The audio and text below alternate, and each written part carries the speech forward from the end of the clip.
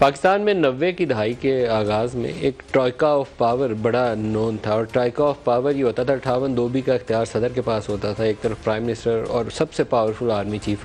तो ये ट्राइका of power जो था पाकिस्तान में हुकूमतें गिराने और बनाने के काम में इन तीनों की आपस में जो चपकलश थी या इनका मिल जाना, वो बड़ा अहम किरदार अदा करता था। वो ट्राइका ऑफ पावर वक्त के साथ साथ बदल गया। 58-2B का इख्तियार जो था वो आहिस्ता आहिस्ता ख़त्म हो गया। वो पार्लिमान के पास जो इख्तियार जाने चाहिए थे वो आसिफ अली ज़रदारी ने दोबारा पार्लिमान के हवाले कर दिए। किसी हद तक आइन में इस्तेहकाम आया, लेकिन पावर का एक नई शक्ल हमारे सामने आई जब जस्टिस इफ्तिखार चौधरी की बहाली के लिए पूरी कौम सड़कों पर निकली और उनकी बहाली हुई general Pervez Musharraf all powerful military dictator के अगेंस्ट। तो इतने ताकतवर चीफ जस्टिस के तौर पर उभरे कि वो ट्राइका ऑफ पावर में एक नई उस्तकोन की एक नई शक्ल सामने आ गई।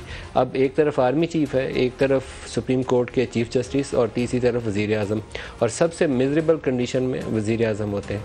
और वज़ीर आज़म की छुट्टी कराते हुए बाज़ जजेस ने तो बड़े फ़ख्रिया अंदाज में बोला कि हमने 2 को पहले घर भेजा है, तीसरे को भी भेज देंगे। मुंतखबिन में से सिर्फ एक है वज़ीर आज़म, और सबसे ज़्यादा बुरी हालत भी उसी वज़ीर आज़म की है।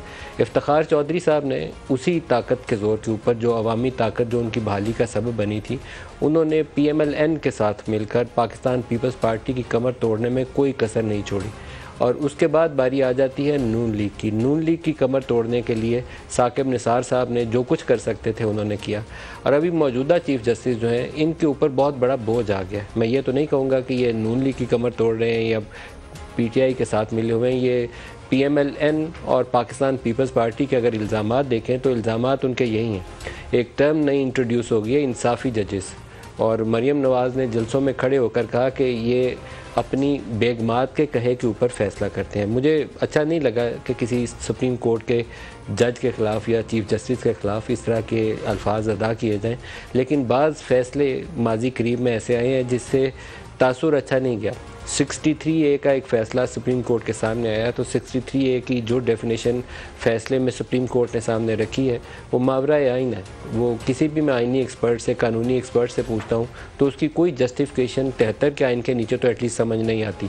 तो ये फ़ैसला जो था इस सियासी फ़िज़ा को ख़राब करने में इजाफे का सबब बना है, उसमें कमी नहीं ला पाया। बाज़ ऐसे फ़ैसले और बाज़ ऐसे सुओ मोटो लिए गए जिसमें तासुर ये उभरता था कि पाकिस्तान तहरीक इंसाफ को जब भी अदालत की ज़रूरत पड़ती है अदालत दस्तयाब होती है। वैसे तो अदालत पाकिस्तान के 22 करोड़ लोगों को जब भी ज़रूरत पड़े तो दस्तयाब होनी चाहिए, लेकिन वो 22 करोड़ लोगों के लिए दस्तयाबी उसकी वैसे नहीं है जैसे पाकिस्तान तहरीक इंसाफ के इमरान खान के लिए। ये सूरत हाल इस वक्त हमें एक ऐसे मोड़ के ऊपर ले आई है कि एक पूरा इदारा एक एट स्टेक है, उसका अपना वजूद एट स्टेक है। उसके अंदर से बैठे हुए जजेस जो हैं, justice Qazi Faez Isa, justice Mandokhail, justice Yahya Afridi, justice Athar Minallah, justice Aminuddin, और एक लंबी लिस्ट है जो आवाज़ उठा रहे हैं कि क्या ये इख्तियारात वन मैन शो की टर्म सामने आ गई कि फ़र्द वाहिद के पास ये इख्तियार होना चाहिए कि सुओ मोटो कब और कैसे लेना है। क्या ये फ़र्द वाहिद के पास इख्तियार होना चाहिए कि बेंच कैसे तश्कील देना है।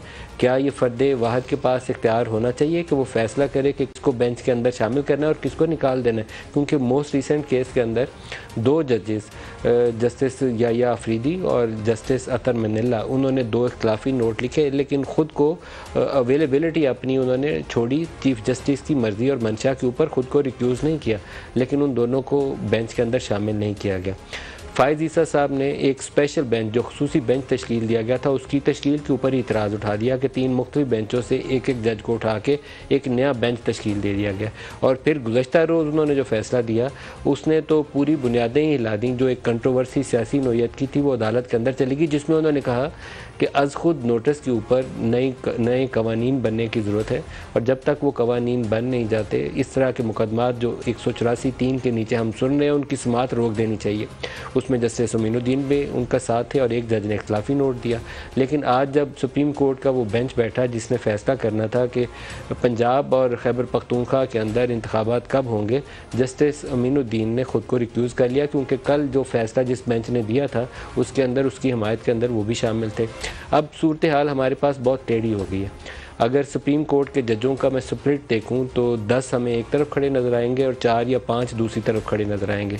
ये सूरत हाल हमें 1997 की याद दिलाती है, जब जस्टिस सज्जाद अली शाह के ख़िलाफ़ मैं तो कहूँगा कि कू हो गया था और उस वक्त PMLN ने उस चीज़ को हवा देने में पूरा ज़ोर लगाया था।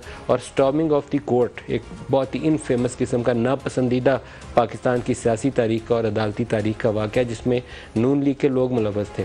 अब शायद स्टॉर्मिंग ऑफ द कोर्ट ना करनी पड़े क्योंकि जजेस अंदर से बहुत ज़्यादा तकसीम है और खुल के अदालत के अंदर बैठकर अपने ही चीफ जस्टिस और अपने साथी जजेस के रोल के हवाले से आवाज़ उठा रहे हैं। एक जज साहब की ऑडियोज़ के ऊपर तहकीक का मुतालबा किया जा रहा है। 2 जजेस या 3 जजेस ऐसे हैं जिनका बार बार सियासी नोयत के मुकदमात में इकट्ठे बैठने के ऊपर सियासी जमातें आवाज़ उठा रही हैं। एक वकील साहब ने तहकीक करके बताया कि 73 ऐसे मुकदमात हैं जिसमें जब बेंच बनता है तो उसमें जस्टिस एजाजुल हसन बैठे होते हैं और सिर्फ 3 ऐसे बेंच हैं जिसमें जस्टिस फ़ाइज़ ईसा को शामिल किया गया। तो हमें एक ऐसी नज़रियाती और सियासी तकसीम नज़र आती है जो सुप्रीम कोर्ट के शयान शान नहीं है। सुप्रीम कोर्ट वो इदारा है जो फ़ैसला करता है कि इस बंदे को ज़िंदा रहने का हक़ है या इसको सज़ाए मौत पे टांग दिया जाए। वो फ़ैसला करता है कि पाकिस्तान के आइन की तशरीह क्या है, कानून की तशरीह क्या है। तो ऐसे इदारे के ऊपर तो ज़रा सी हल्की सी छाप भी जो है वो मुनासिब ही नहीं है। लेकिन आज हम वहाँ खड़े हैं कि हमें ये फ़ैसला करना पड़ेगा। हुकूमत ने एक नया कानून बना दिया जिसमें अज़ खुद नोटिस लेने के लिए और बेंच की तश्कील के हवाले से नए रूल्स वज़ा कर दिए। आर्टिकल 191 ये पाकिस्तान के आइन का आर्टिकल है जो ये कहता है कि supreme court of Pakistan constitution और लॉ के नीचे अपने कवानीन या अपना तरीक़ाकार कैसे वो काम करेगी खुद से तय कर लेगी। लेकिन कॉन्स्टिट्यूशन तो था, नीचे कानून नहीं था, कानून पहली दफ़ा बना है और उसके ऊपर भी अभी काफ़ी वजह तनाज़ा सामने आ रही है कि क्या सुप्रीम कोर्ट इसको खुश दिली से कबूल कर लेगी, सदर साहब उसके ऊपर दस्तखत कर देंगे या सुप्रीम कोर्ट उठा के इसको स्ट्राइक डाउन कर देगी। ये तकसीम हमें किसी बहुत गहरी खाई में भी ले जा सकती है और जिसका काफ़ी ज़्यादा अंदेशा मौजूद है। और कुछ ऐसा भी हो सकता है कि पाकिस्तान के सियासी बड़े या काबरीन इस्टेब्लिशमेंट से 1 या 2 बड़े और अदलिया के चीफ जस्टिस ये मिल बैठे एक डायलॉग कर लें, बंद कमरे में बैठ जाएं, इमरान खान बैठ जाएं, नवाज़ शरीफ को बुला लें, जरदारी बैठ जाएं, आर्मी चीफ और चीफ जस्टिस बैठ जाएं, बंद कमरे में बैठ जाएं, किसी मीडिया की आंखों से दूर होकर बैठ जाएं और पाकिस्तान का मुस्तकबिल और पाकिस्तान के अदारों का मुस्तकबिल क्या होना है उसके ऊपर फ़ैसला कर लें। नहीं तो खसारे का सौदा है। मैं पिछले कई रोज़ से कह रहा हूँ कि बहुत कुछ टूटेगा तो रास्ता निकलेगा, वैसे रास्ता नहीं निकलेगा। ये रस्साकशी में जीत किसी की हो नहीं सकती और वो टूटने का अमल अब शुरू होकर हमारे सामने आ चुका है। आज हमारे साथ जो मेहमान शख्सियत है प्रोग्राम में, शाहिद खाकान अब्बासी साहब, पाकिस्तान के साबिक़ वज़ीर-ए-आज़म। शाहिद साहब, सुप्रीम कोर्ट से क्या निकलेगा? सुप्रीम कोर्ट इस वक्त जिस तकसीम का शिकार है, बहुत ही खौफनाक सिचुएशन है, अच्छी सूरत हाल नहीं है। ये जमहूरियत की ज़मानत होती है कि तगड़ी अदलिया खड़ी है, कहीं कोई गैर जमहूरी काम होगा, कोई शब खून मारेगा तो ये रास्ते में रुकावट बन जाएंगे, वो तो खुद तकसीम हुए पड़े। ये बड़ी खौफनाक बात है। अगर आप आइन को देखें और जो निज़ाम होता है एक मुल्क के चलने का, जिसमें अदलिया का एक बहुत बड़ा किरदार भी होता है और ज़िम्मेदारी भी होती है, तो आज जो कुछ हो रहा है इसमें अदलिया अपने अलावा किसी को ज़िम्मेदार ठहरा नहीं सकती। ये सब वो अमल हैं जो वक्त के साथ साथ जिसने इन हालात को ख़राब किया है। यानी अब हालत ये पहुंच गई, जो आपने भी जिक्र किया है, कि वकील बेंच देकर बताता है कि फ़ैसला क्या आएगा। लोग बता देते हैं, वकील के आम आदमी कहते हैं जब बेंच देखता है कि आज ये 5 रुकनी बेंच बना है, जिसने कल ये फैसला दिया था, परसों ने दिया था, तरसों ने दिया था। दुरुस्त कह रहे हैं जी। तो ज़रा थोड़ा सा इसका मुआयना कर लें कि हालात ख़राब कैसे हुए। मैं 2 चीज़ों पर इशारा करूँगा और ये कंट्रोवर्सी भी बनेगी लेकिन बात करनी चाहिए। नंबर 1, जो आपने सीनियरिटी पे चीफ जस्टिस को जब लगाया, जब ये फैसला किया गया जो सुप्रीम कोर्ट ने खुद किया, उससे एक खराबी पैदा हुई है कि अब जज उस तरह लाए जाते हैं कि ये चीफ जस्टिस कब बनेगा, मेरा आदमी फिर चीफ। यानी आप यकीन कर लें कि अगले 15 साल के जस्टिस का फैसला हुआ है अभी से कि कौन कब चीफ जस्टिस बनेगा।